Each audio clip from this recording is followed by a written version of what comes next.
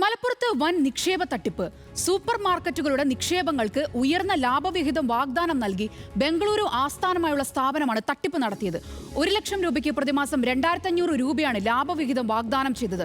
ജില്ലയിൽ നിന്ന് മാത്രം കോടികളുടെ തട്ടിപ്പ് നടന്നെന്നാണ് വിവരം.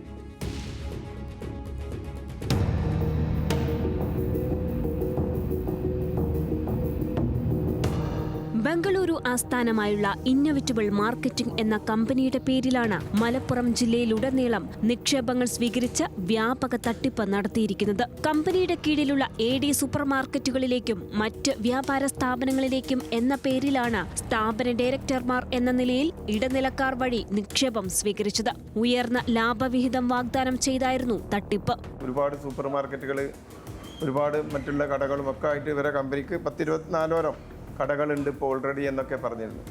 അപ്പോൾ അവർ ഓരോ 2 മാസം 3 മാസം കൂടുമ്പോൾ പറയും പുതിയ ഉദ്ഘാടനം ഉണ്ട്, അതിലേക്ക് നിങ്ങൾ നിക്ഷേപിക്കുകയാണെങ്കിൽ നിങ്ങൾക്ക് അങ്ങനെ ഗുണമുണ്ട് ഇങ്ങനെ ഗുണമുണ്ട് എന്നൊക്കെ പറഞ്ഞിട്ട് നമ്മളതിലേക്ക് പ്രചോദനം നൽകിയിട്ട് കൊടുത്തതാണ്.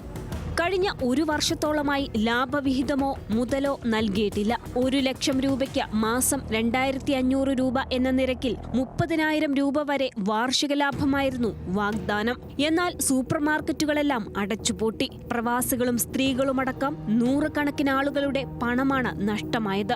മക്കളുടെ വിവാഹത്തിനു വേണ്ടി സ്വരൂപിച്ച പണമടക്കം നഷ്ടമായതോടെ ജീവിതം തന്നെ തകർന്ന നിലയിലാണ് പല കുടുംബങ്ങളും. കേസ് കൊടുത്തിട്ട് ഇവിടെ ഏത് ഇതിനാണ് പൈസ കിട്ടിയിട്ടുണ്ട്, അതുകൊണ്ട് നിങ്ങൾ കേസിന് പോകരുത് എന്ന് പറഞ്ഞിട്ട് അവരെ പിടിച്ചിരുത്തുകയാണ്. ഞങ്ങളെയും പിടിച്ചിരുത്തി. ഒന്നിച്ചില്ല കൊല്ലത്തോളം ഞങ്ങൾക്ക് വരുമാനമൊന്നുമില്ല, ഞങ്ങളെ പിടിച്ചിരുത്തിയിട്ടുണ്ട് ഇത്രയും കാലം. ഞങ്ങൾക്ക് യാതൊരു നിവൃത്തിയില്ലാത്തതുകൊണ്ട് കേസ് കൊടുത്തുപോയി. ചിട്ടികളുടെ പേരിൽ തവണകളായി പണം വാങ്ങിയും തട്ടിപ്പ് നടത്തിയിട്ടുണ്ടെന്നും കണ്ടെത്തിയിട്ടുണ്ട്. സംഭവത്തിൽ ഇടനിലക്കാരെ പ്രതിയാക്കി വളാഞ്ചേരി പോലീസ് കേസ് രജിസ്റ്റർ ചെയ്ത് അന്വേഷണം ആരംഭിച്ചു.